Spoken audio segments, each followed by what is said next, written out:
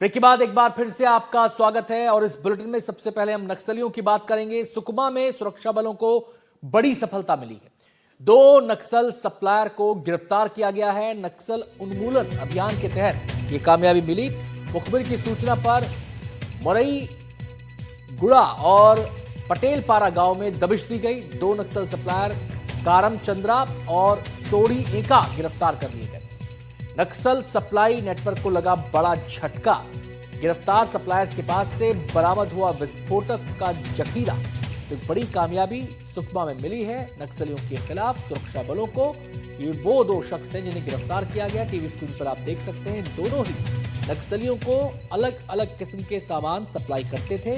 इनके पकड़े जाने से ये माना जा रहा है कि जो सप्लाई चेन है, जो उसका एक सिलसिला है, उसको तोड़ने में बड़ी कामयाबी यहां पर मिली है। और ये खाली हाथ नहीं पकड़े गए हैं, इनके पास से अच्छी खासी मात्रा में विस्फोटक भी बरामद हुआ है।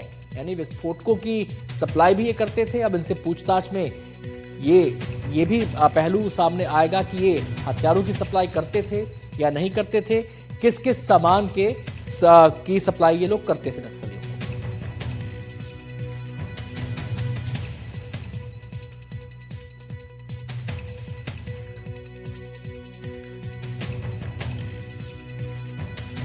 और हमारे संवाददाता सलीम शेख हमारे साथ जुड़ गए हैं और जानकारी देने के लिए। सलीम, कैसे ये सफलता मिली, कैसे ये जाल में फंसे, कब से ये ट्रैप लगाया जा रहा था? देखिए, जिस तरह से माओवादी इलाकों में सुरक्षा बलों का जो दस्तक लगातार बढ़ता जा रहा है और धमक बढ़ते जा रही है, और कहीं ना कहीं माओवादियों को जो संगठन में जो बिखराव देखने को मिल रहा है, और लगातार माओवादी अब सरेंडर करने की दिशा में आगे बढ़ रहे हैं, और जो बचे कुचे जो माओवादी हैं वो अब फिर से एक बार माओवादी संगठन को इकट्ठा कर एक मजबूती देना चाहते हैं, और इसीलिए एक बड़ी घटना को अंजाम देने के फिराक में लगातार लगे हुए हैं। और जिस तरह से माओवादी इलाकों में जो सुरक्षा बलों ने जो प्रहार किया है, इससे माओवादी संगठन को करारा झटका लगा। इसके साथ ही माओवादी संगठन का जो सप्लाई चेन है, चाहे वो फूड चेन हो या हथियारों की सप्लाई हो, वो टूट चुका है। तो कहीं ना कहीं माओवादी अब ग्रामीणों को दबाव बनाकर उन्हें छोटी छोटी जो विस्फोटक सामग्री सप्लाई के लिए दबाव बनाया जा रहा है। तो इसी कड़ी में सुरक्षा बलों को एक बड़ी सूचना मिली थी कि कुछ माओवादी कुछ हथियार की सप्लाई के लिए कुछ ग्रामीणों को भेजा गया है। तो ग्रामीणों को जैसी इसकी सूचना पुलिस को मिली, पुलिस ने एक घेराबंदी करके 2 लोगों को गिरफ्तार किया गया, और इनके पास से विस्फोटक सामग्री बरामद की गई है, जिसमें जिलेटिन रॉड है, डेटोनेटर है और कुछ नक्सल पर्चे हैं, जिसे माओवादी लगातार इन इलाकों में बांटते थे। और जैसे ही इसकी सूचना मिली तो पुलिस ने धरपकड़ कार्रवाई करते हुए उन्हें गिरफ्तार कर लिया है, और पुलिस को कई अहम सुराग भी मिले हैं। हालांकि अभी उन्होंने इसका खुलासा नहीं किया, लेकिन आने वाले समय में इसका खुलासा किया जाएगा, क्योंकि माओवादी संगठन में जो बिखराव की वजह से माओवादी फिर से एक बार किसी घटना को अंजाम देकर अपने आप को मजबूत स्थिति में लाने के फिराक में, लेकिन जवानों ने इसे नेस्तनाबूद कर दिया है। आने वाले समय में और भी सुराग जो मिले हैं, इसको लेकर कई कार्रवाइयां हो सकती हैं। जी, ये बताएं सलीम की ये सप्लाई कहां होने वाली थी, किस जगह जाने वाले थे?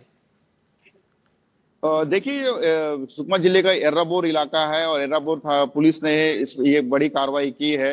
हालांकि 2 लोग ही पकड़ में आए हैं, बताया जा रहा है कि और भी लोग इसमें शामिल थे, हालांकि वो मौके से फरार होने में कामयाब हो गए हैं। और ये मराईगुड़ा जो इलाका है एर्राबोर से कुछ 15-20 किलोमीटर जंगल में है, और संभवतः ये जब बताया जा रहा है कि जो कोंटा एरिया कमेटी की जो माओवादियों की जो एरिया कमेटी है, उस इलाके में इसकी सप्लाई की जानी थी, क्योंकि इस इलाके में भी लगातार सीआरपीएफ और पुलिस के जो कैंप्स वो बराबर खोले जा रहे हैं, और कहीं ना कहीं जवानों का आना जाना ज्यादा हो गया है उस इलाके में। तो कहीं ना कहीं जवानों को नुकसान पहुंचाने के फिराक में ही इस तरह की सप्लाई अंदर की जा रही थी, लेकिन माओवादियों तक पहुंचने से पहले ही जवानों ने इसे पकड़ लिया है, और कई खुलासे होने की बात कही जा रही है, क्योंकि ये लंबे समय के बाद मुख्य मार्ग से नक्सली जो सप्लायर हैं वो जंगल की ओर जा रहे थे। अब तक ये होता था कि जो बॉर्डर इलाके हैं, महाराष्ट्र, उड़ीसा और आंध्र प्रदेश के बॉर्डर इलाके से ही माओवादियों को सामान की सप्लाई होती थी, लेकिन ये अब नेशनल हाईवे से होते हुए जा रहे हैं। कहीं ना कहीं अर्बन नक्सल का जो लिंक है इसमें दिखता हुआ नजर आ रहा है। शुक्रिया सलीम आपका इस पूरी जानकारी के लिए, बहुत बहुत शुक्रिया।